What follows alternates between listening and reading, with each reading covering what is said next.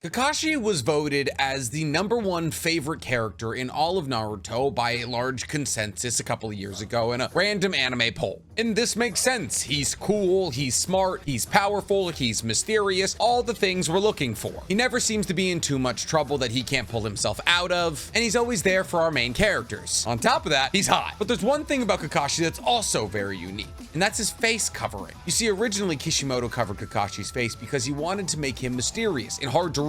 Also, you know, he's gonna be in a lot of the shows, so if you don't have to animate his mouth, that's kind of nice. But more than anything, Kishimoto wanted an aura of mystique around Kakashi. Also, to symbolically reference the fact that he's covering himself from others, creating a physical sense of separation between him and those around him. But is there a deeper meaning to this mask that we haven't yet explored? Maybe, according to this theory that I just created. But before I get to work talking about this theory, I'm gonna have to ask you guys to do a little work yourselves. Please like this video, subscribe to the page, and hit that noti bell. And if you're looking for additional NC Hammer 23 content, go ahead and hit that join button and become a member of the Weeb Alliance over here on YouTube. You'll be getting 3 additional videos from me a month on top of cool badges and emotes. Also guys, before we get started on today's video, a quick heads up from me. I created a VODs channel. VODs, for those of you who are unfamiliar, is videos on demand. Some of you may not know that I do a little bit of streaming on Twitch, and by a little bit, I mean 25 hours a week. But let's be real, the Twitch user interface is terrible. Nobody wants to watch a VOD over there. So guys, from now on, I am going to be downloading my VODs off of Twitch and putting them on the NC Hammer 23 VOD channel. So maybe you missed one of my streams, or you just want to rewatch one of my streams, or maybe you want to check out what my streams are about before you pop on over to Twitch. All of those videos, all of those streams, that is, are now going to be available over on that channel. So please guys, for me, go ahead and go drop a follow over on that page and check out my streams offline. So the mask, yes, it's mysterious, it's sexy, it's blue. It's technically a continuation of his shirt, which has always been like, did you special order it that way? But what if this mask serves more of a purpose than just making Kakashi seem mysterious? What if this mask actually covers something very important? Something that could jeopardize Kakashi's entire role as a ninja in Konoha. And I know what you're saying, Nick, we've already seen under the mask in that one episode after the war arc ended where Kakashi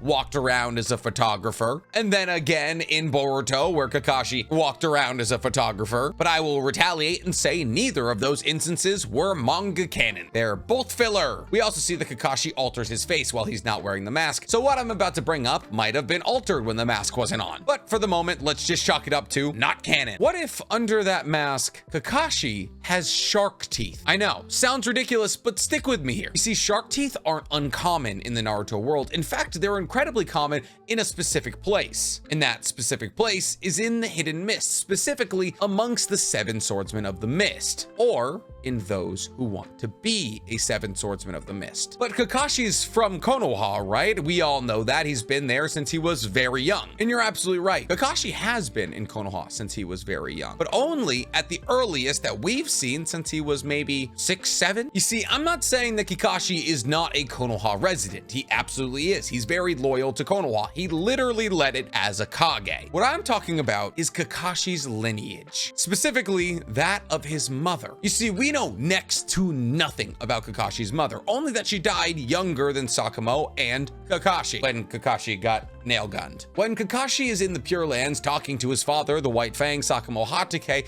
he says that he's ashamed that both of them died so young, yet not as young as Kakashi's mother. But why did Kakashi's mother die so young? You see, many in this circumstance would chalk it up to childbirth. That while giving birth to Kakashi, her heart simply gave out, and then boom, Sakumo was a single father. But the only canonical person in the Naruto manga that's died while giving childbirth was Gaara's mother. And that was only because Rasa insisted that Shukaku be sealed inside of Gaara while he was still in the womb. We've seen Jinchuriki with weakened seals give birth flawlessly. So that doesn't sit right with me. I believe medical ninjutsu is able to adequately deal with childbirth. What if childbirth isn't what killed Kakashi's mother? What if it's something significantly more sinister? What if it was the Blood Mist Village? What if Sakumo Hatake fell in love with a ninja from the Hidden Mist Village? Doesn't that sound insane? What's crazy is it won't in a little bit. So we know after the first Great Shinobi Worlds War that both the first and the second Mizukage had died. We We know this because Gengetsu and Mu killed each other simultaneously, but when they were brought back during the Fourth Great Shinobi Worlds War,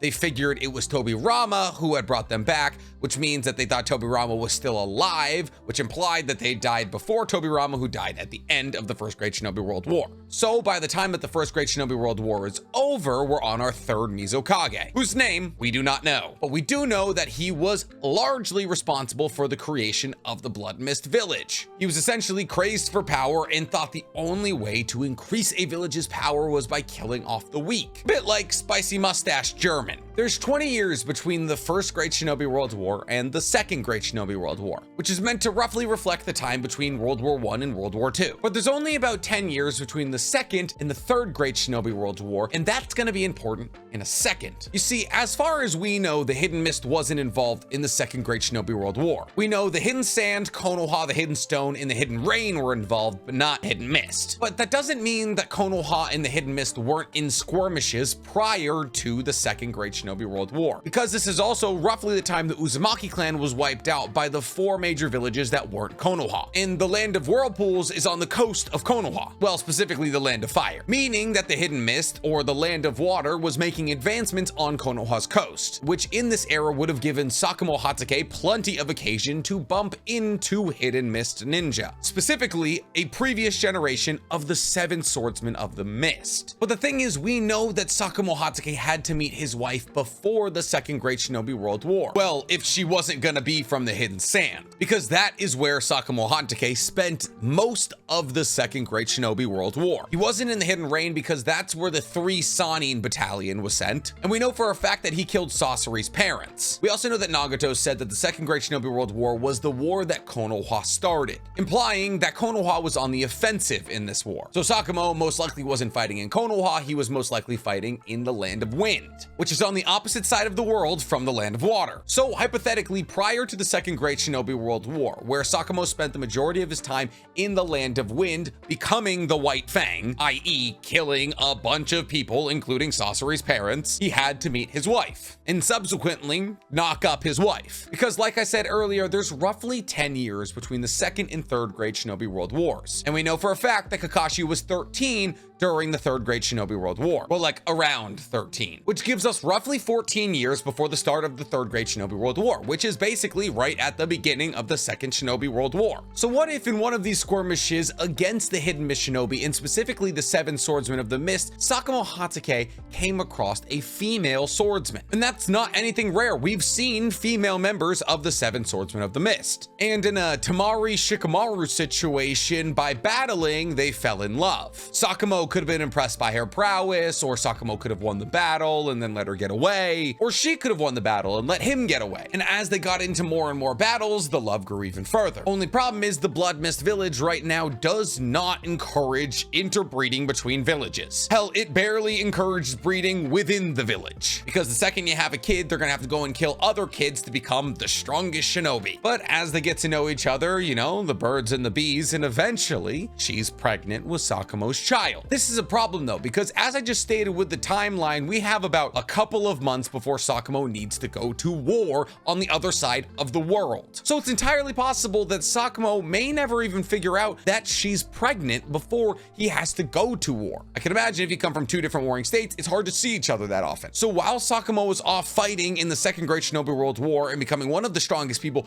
in the Naruto verse, his wife is in the Blood Mist Village with Kakashi. And this war took several years. So Kakashi is born in the Blood Mist Village. And Kakashi's mother, not wanting anyone to ask questions about Kakashi's authenticity in the Mist Village, decides to do something that will make him fit in. Something that the child of a 7 swordsman of the Mist would have. She decides to chisel his teeth into a shark-like formation, solidifying that he is A, from the Mist Village, and B, will one day be a 7 swordsman of the Mist. But here's the thing, Kakashi's mother doesn't plan to stay in the Blood Mist Village long enough for him to enter the Ninja Academy. She's been through it, she's seen her comrades die. Instead, she's gonna wait until Sakumo returns from the war and bring him to Konoha, effectively committing an act of treason. An act of treason that the Hidden Mist has an entire team dedicated to. You see, the Hidden Mist has an entire subsection of their Anbu called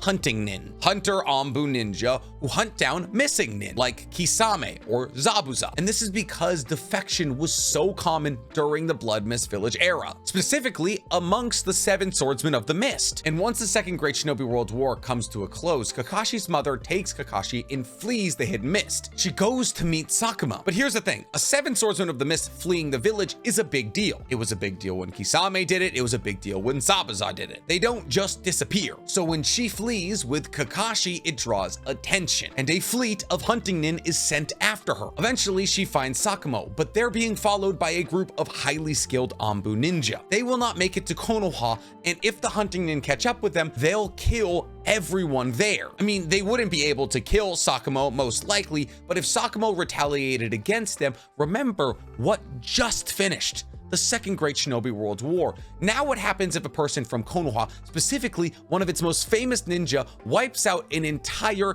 Hidden Mist platoon while protecting a defector? The Third Great Shinobi World War is coming early this year. And considering the fact that the Third Great Shinobi World War actually saw Konoha versus the Hidden Mist, you don't want that. Tensions were already high. So at the age of 2 or maybe 3, Kakashi is passed to his father, Sakumo, who he's never met. And his mother turns around and holds off the hunting nin while Sakumo gets Kakashi to the village where he will finally be safe. And she can do this. Remember, she's one of the 7 swordsmen of the Mist. But obviously Sakumo doesn't want her to do this. He's in love with her. She is the mother of his child. He just spent years of his life dyeing his hands red with blood, and he now finally has the life he wanted, that of a father with a wife. But as soon as he got that, it was torn away from him, as the woman he loved was cut down by her own comrades. Focus on that for a second. Blood Mist Village is well known for the fact that you could only become a ninja if you cut down those in your class and became one of the few survivors. Circle that and remember it for later. Flash forward to Sakumo making it to Konoha. He now has a child who has shark teeth, a symbolic look of the 7 swordsmen of the Mist, a village with whom the tensions of Konoha are rising. So Sakumo encourages Kakashi to cover his face, for whatever reason that Sakumo believes that Kakashi will buy.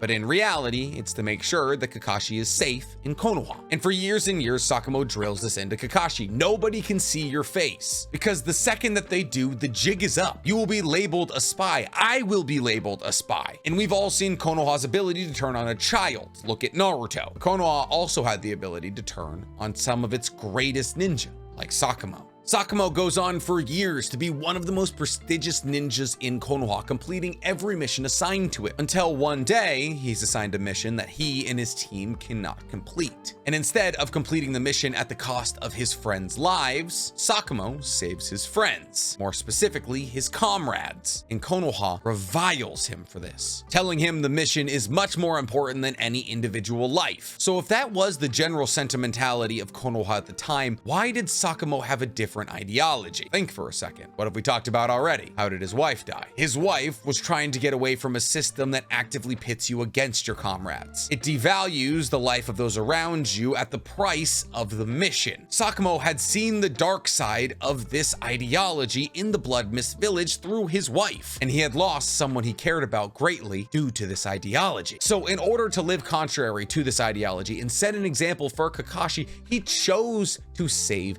his comrades over the completion of a mission. Makes a little bit of sense, doesn't it? This also helps explain Sakumo Hatake's suicide. Not only had he lost his wife, he had also lost the entirety of his prestige. But that's not enough to commit suicide when you're one of the strongest and most important people in a village. Obviously, I'm not trying to downplay Sakumo Hatake's depression, but I believe there's more to it. I believe Sakumo started to see parallels between Konoha's ideology and the ideology of the Blood Mist Village, essentially stating that it doesn't matter if the weak die as long as the mission is completed. They were both barreling towards the idea that strength is built on countless bodies, and Sakumo realized that Kakashi was no safer in Konoha than he was in the Mist Village. He realized that his wife died for nothing. Kakashi could have been raised there and he wouldn't have been cared about by his village any more than he was cared about by his village in Konoha, and this guilt drove him to kill himself. But if that's not enough reason for you, let's also look at Zabuza. Zabuza was very similar to Kakashi in appearance, in that he covered the lower half of his face with a mask, and this was to stop people from seeing his teeth and immediately identifying him